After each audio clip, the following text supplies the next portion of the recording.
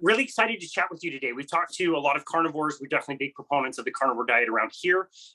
We've talked to a lot of people about the advantages of eating lots of meat. We've even talked to people like Sally Norton, who talks about the harms of oxalates, and that can be found in a lot of plant foods. But I'm really excited to chat with you as the plant-free MD to talk really truly about the harms of eating plants and have like a really comprehensive, kind of a guide as to why plants, are so prevalent in our diets and why maybe they should or shouldn't be. But I would just like to talk about your story and how you first came across this. You came across this quite a while ago, understanding that the plants really are not that great for us. Can you tell us about that? Yeah. So, and that's my approach to this as well, and that's why I call my podcast the Plant-Free MD, because it's not just about eating meat. That's obviously a big part of it, but the main thing is not eating all these other things that actually cause harm. So when I was first talking to people about this, they would say, oh yeah, that's really interesting, yeah, that makes sense, but I don't mind eating salad, so I'll just keep eating salad. And the point is, it's not that you don't have to eat salads, you don't have to eat vegetables to get all your nutrition from, because you can get all your nutrition from meat, which is true. But in fact, you don't want to eat the salad. The salad is actually bad for you. So it's not just like, oh, hey, you don't have to do it if you don't want to. It's like you shouldn't do it. The reason being, yeah, exactly. The reason being is that, plants are living organisms, and they want to stay living organisms. All living things have a defense down to single-celled organisms. And while animals can run away or fight back, plants can't. And so they have to use different means to defend themselves against predation. They have all sorts of different ways of doing that, which are very, very interesting. But one of the main ones is that they just use poisons. They are just toxic to animals and insects. Caffeine was developed as an insecticide, and it's actually, a neurotoxin and can cause seizures in people that are prone to epilepsy.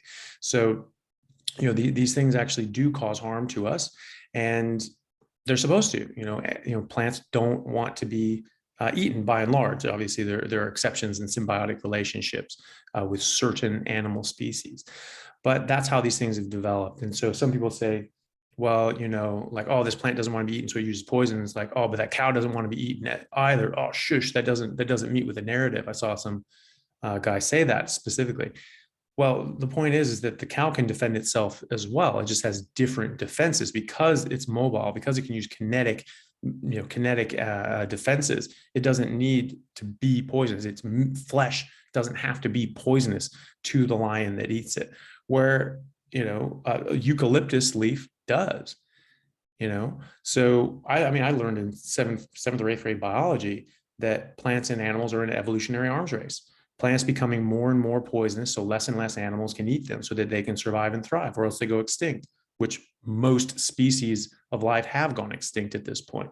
So everything that's come through the gauntlet of evolution is battle hardened, including the plants.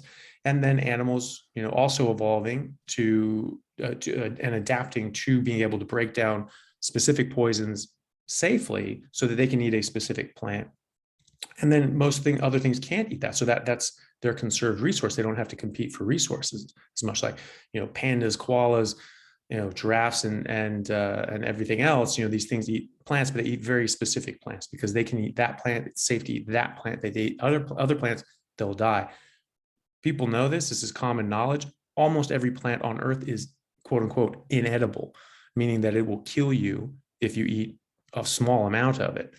Well, then we have edible plants. The only distinction there is that they don't kill you very quickly, but that doesn't mean that they don't use poisons. That doesn't mean that they don't use toxins. They do. It's just that we have some inbuilt defenses to these things, but we don't have immunities. It's not like cows and grass, where a cow can eat, and there's different kinds of grasses, and some cows can't, and cows can't eat certain kinds of grasses.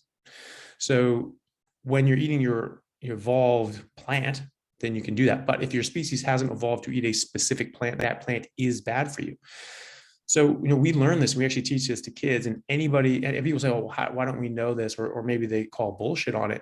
You ask anybody who studied botany, even taken one class on it, they'll be like, oh yeah, actually that's true. Study horticulture, one class on horticulture. Oh yeah, no, that's actually true. All plants, use some form of toxin.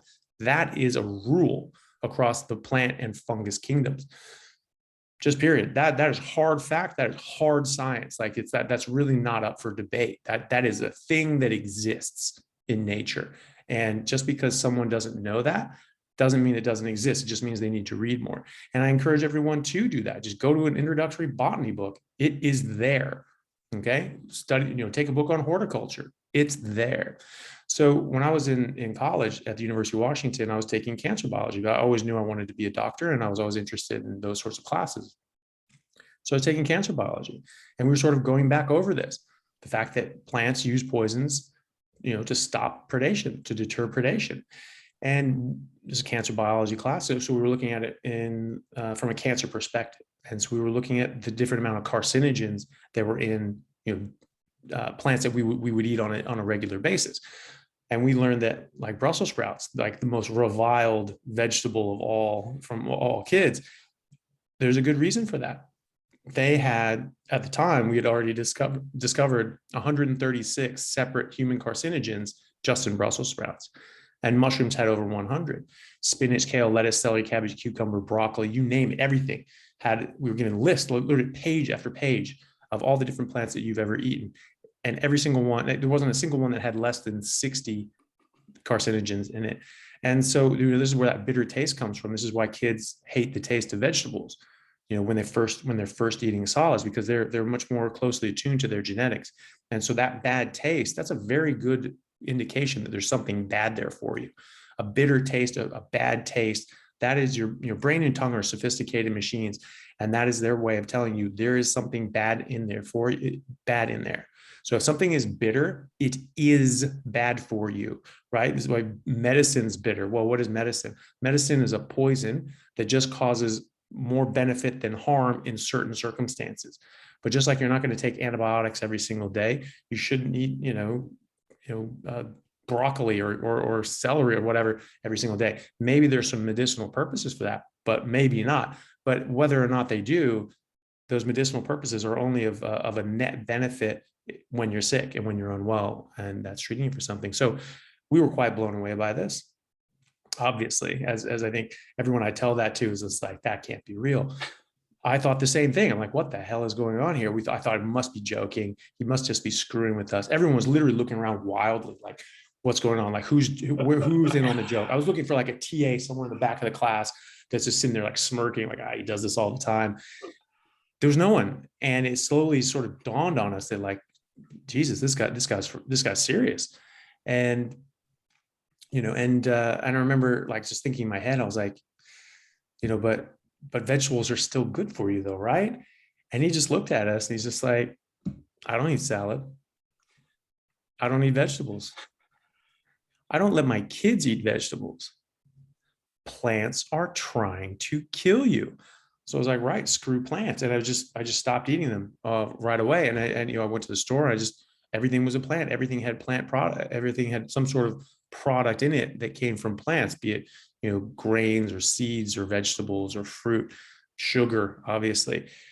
Everything came from a plant. And so I just ended up just getting eggs, meat, and milk, because those were the only things I could find that didn't have plants. And so I ended up inadvertently becoming a carnivore for several years, at least 5. And I was playing, professional rugby at the time. I was traveling all over the US and Canada and then internationally. And I was just, most of that time I was a pure carnivore, and I just never felt better. And I've never performed better, and I've never played better. I've never had such, exercise tolerance. And I've never been able to push myself so hard. I've never recovered so fast, except until now, when I'm doing it again, and my body does the same thing. I'm 20 years older and I feel just as good, and I don't have the time anymore to dedicate like I did before. I was training, sometimes anywhere from 6 to even 10 hours a day, every day. And so I was getting in absolutely insane shape.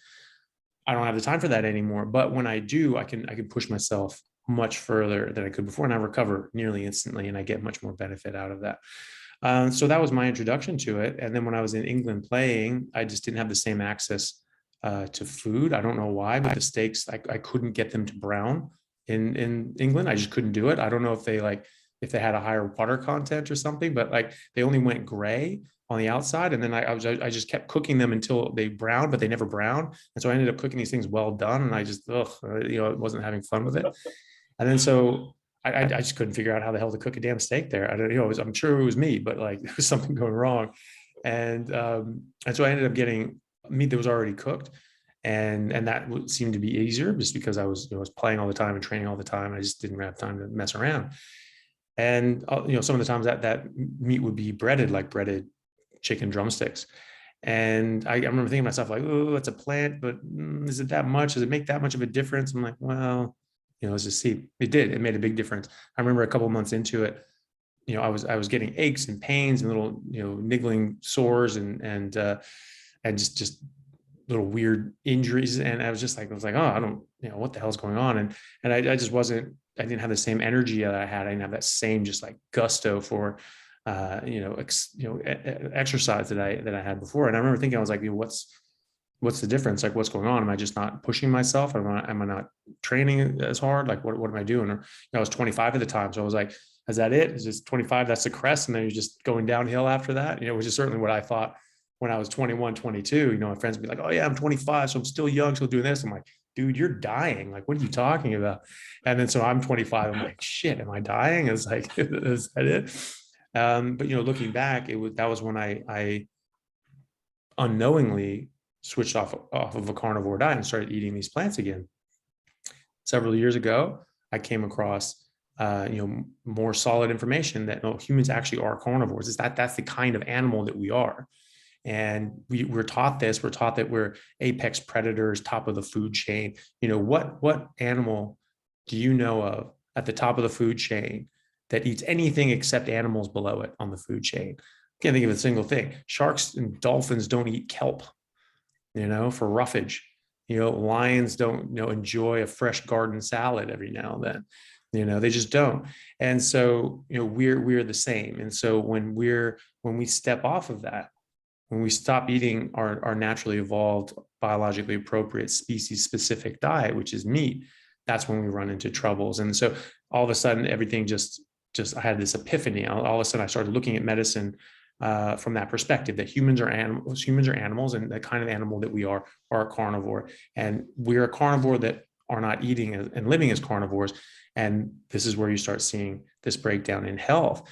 And it's a sort of a poison exposure relationship. When we get exposed to these poisons in these plants, especially in abundance, we end up developing different diseases like heart disease, diabetes, autoimmune disorders, and even Alzheimer's and autoimmune, like autism, like neurodevelopmental delays as well. And these have all been linked to diet, and some have causative links as well, such as autism. So, this is a very, very important part of medicine. I think it's really the most important part, because it's something so easy that you can just eliminate this huge swaths of so-called disease, because they're not diseases, they're poisonings. We're being poisoned, and we're not getting enough of our appropriate nutrition. And that's sort of my approach to all this, is getting people the right species specific food, which is fatty meat. And the fat is very important. It's one of the most important parts that people are still afraid of, though they shouldn't be. It does not cause heart disease. It does not cause diabetes. It does not cause obesity. It just doesn't. And so getting people back on that, and then specifically eliminating the different things that are harmful to them.